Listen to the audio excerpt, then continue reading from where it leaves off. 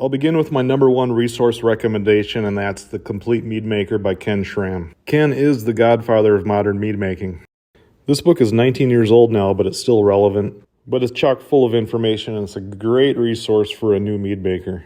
There's also a lot of advanced stuff in here too. If you got one book to pick, I'd pick Ken Schramm's book right here. If you're looking for a newer book that has a lot of pictures and whatnot, step-by-step stuff, this is a really nice one. Steve's in my homebrew club, so I am a little bit biased, but he does an awesome job of laying things out for a new mead maker.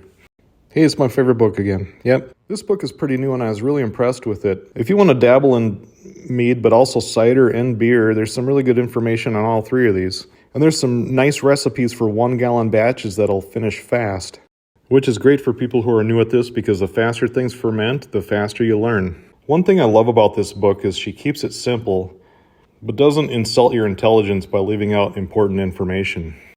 It's a really nice book. Now, I don't spend a whole lot of time following mead makers on YouTube, but Man Made Mead's doing a great job of teaching new mead makers how to get into the hobby. Here's my hot tip that nobody's telling new mead makers. Competitions are an excellent resource for people who are new to this hobby. I myself thought I knew about mead after making a few batches. Then I went to some homebrew club meetings and checked out these competitions, and the competitions really were a game changer for me. This is where I learned what good mead could taste like.